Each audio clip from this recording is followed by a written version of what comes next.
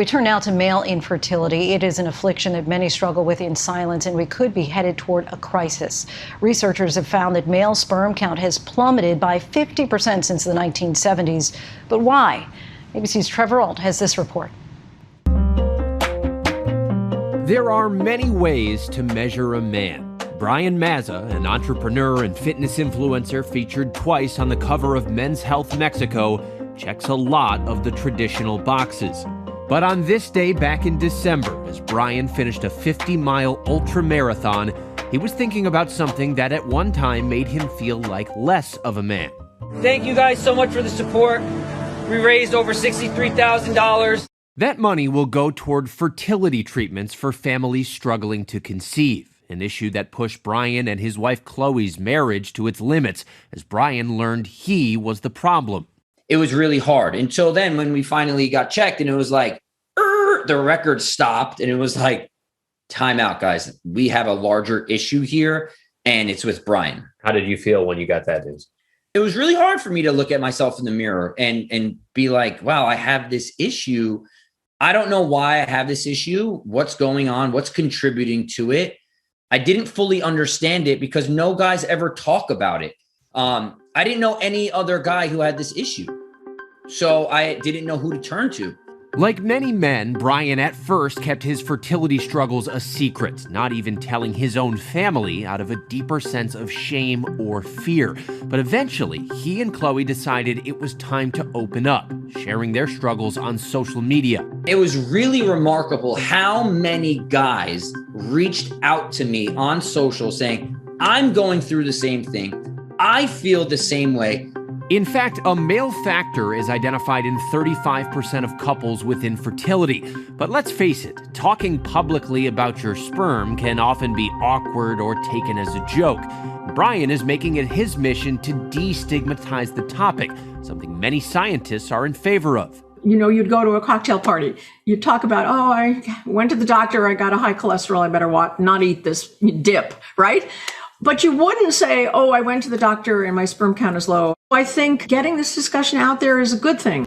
Dr. Shanna Swan is an environmental and reproductive epidemiologist and the author of Countdown, How Our Modern World is Threatening Sperm Counts, Altering Male and Female Reproductive Development, and Imperiling the Future of the Human Race.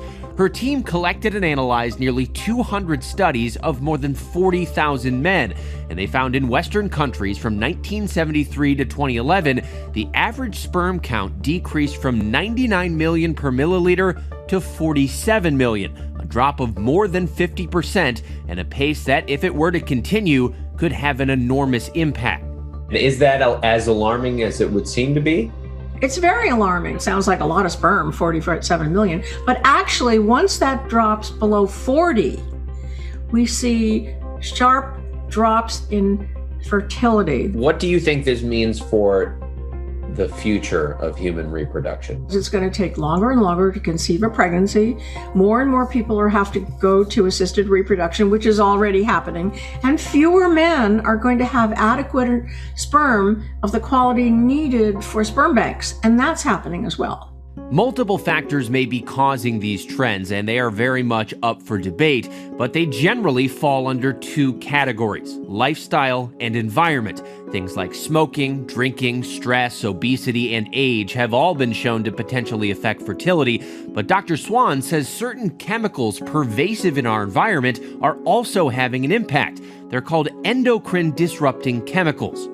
These chemicals are found in products many of us use every day, from things like electronics to plastics, even cosmetics and food packaging.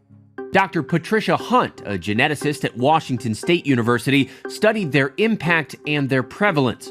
The reason they're called that is because they have the ability to mimic or interfere with our body's hormones. These chemicals can alter the formation of organs and organ systems in the fetus and change behavior and influence things like our reproductive ability.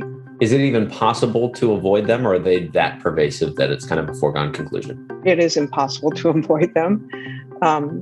It is possible to limit your exposure to some of them by making choices and changing your lifestyle a bit, but we can't really avoid them. Dr. Hunt and her lab studied the effects of endocrine-disrupting chemicals on mice, and they found that not only would it affect the fertility of the mice who were exposed, but those changes would be passed down. If that individual's father, grandfather, even great-grandfather was exposed, our data would indicate the effects are much more severe. So it kind of increases with each generation? Yeah, it's kind of a snowballing effect or a train wreck. Dr. Hunt says after 3 generations of being exposed to endocrine-disrupting chemicals, 1 in 5 of the male mice were infertile. Of course, humans are not mice, and more research is needed. There are currently no peer-reviewed studies that show such endocrine-disrupting chemicals cause low sperm counts in humans. We have lots of requirements for ingredients, no requirements for what the packaging is made of. Consumers can make good choices if they're educated. So I'd like to see some package labeling that would allow them to make decisions.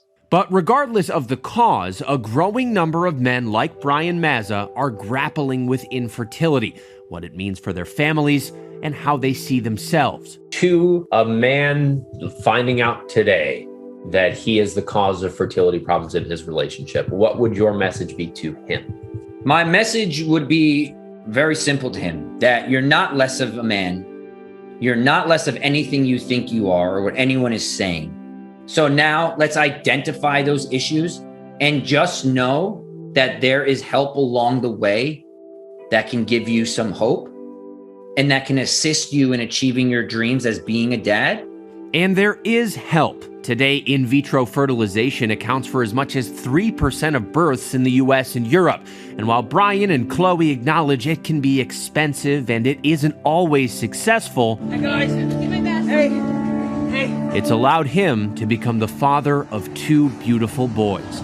We actually have pictures of their embryos in their room from the process of IVF. There's no shame in it. When times are rough and when I'm tired or when we're exhausted or when they're screaming and the life is so hectic, I say to my wife sometimes, and she says to me sometimes, like, we almost didn't have this.